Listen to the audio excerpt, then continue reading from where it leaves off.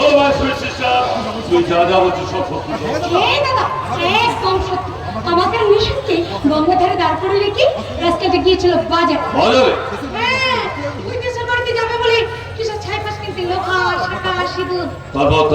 তারপর আবার বলে কি, শোনো সঙ্গীতা, তোমাকে কিন্তু আমার সাথে দেশের বাড়িতে যেতে হবে। সুতরাং এইসব ছাই পাশ পোশাক ছেড়ে দিয়ে আমার সাথে এই লোহা শাঁখা সিঁদুর এইসব শাড়ি পরতে হবে, বুঝেছো? হ্যাঁ, এই কথাটা শুনে আমার মাথায় ওই সিঁদুর সহ সিঁদুর পটুটা পিচ রাস্তায় ছুঁড়ে ফেলেছে। ওকে একটু টয়েট দেওয়ার দরকার ছিল। তুই এখন যা, আগে ফ্রেশ হয়ে ভাস্কর ফিরলে বাকি কথা শোনা। এবারে ফিরে আসার মতো মুখ নেই। যদি ফিরে আসে তাহলে জানবো ওর গায়ে মানুষের চাপ আছে কন্ডারে।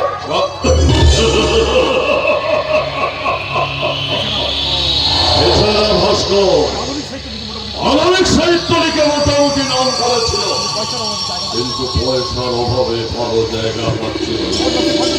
উপন্যাসের পাণ্ডুলিপি নিয়ে ফ্যাঁ ফ্যাঁ করে পাবলিশ হাউসের দুয়ারে দুয়ারে ঘুরে বেড়াচ্ছিল। ঠিক সেই সময় ওকে আমি টেক আপ করলাম। ওর উপন্যাস ছাপবো বলে লোক দেখিয়ে আমার সঙ্গে ওর বিয়ে দিয়ে দিলাম। ওর বই ছাড়লো, ব্যবসা বাড়লো। আজকাল আদর্শ নিয়ে বড্ড কচকচি করছে। অসাধারণ সঙ্গীতা ওর সেই আদর্শের জগতে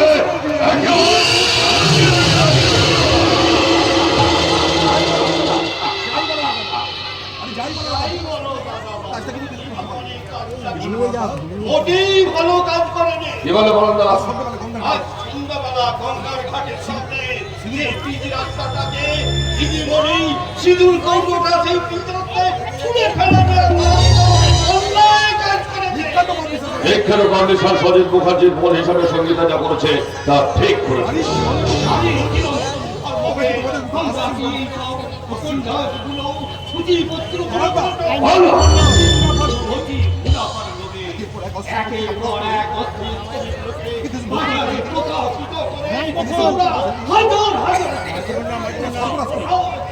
তোমার বোন সঙ্গীতা,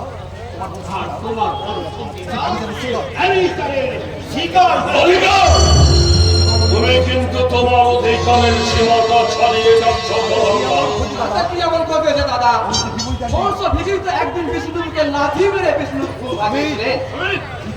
তুমি আজকাল তো কি কলেজে লাগে ওই বরান্দার তলে সংস্কৃত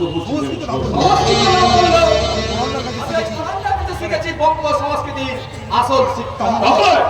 তাহলে তুই যেমন তোর পড়ান্দার কাছ থেকে বঙ্গ সংস্কৃতির আসল শিক্ষা শিখেছিস না, তেমনি পড়ান্দার কাছ থেকে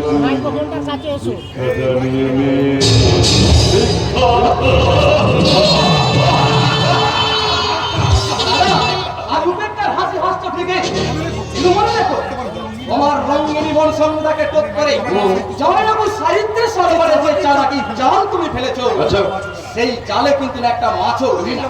আরে ওই কথা তো দূরের কথা, একটা চিংড়িও না, এমনকি একটা পুঁটিও না। তোদের ওই খ্যাট মুখের কৌটোটা আর কত মারাবি?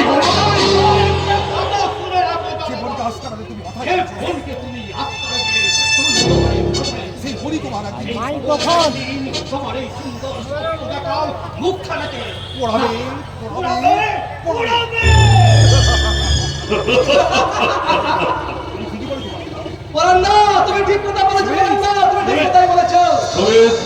তোমরা কিন্তু ছেলে নাও, আজকের এই ঘটনাটাকে কেন্দ্র করে অনেক স্ক্যান্ডাল চলে।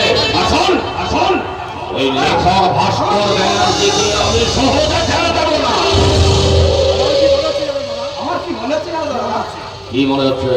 দিদির সিঁদুর কৌটো ফাটার ঘটনাকে কেন্দ্র করে ঘরে ঘরে একটা স্ক্যান্ডাল ছড়াবে। স্ক্যান্ডাল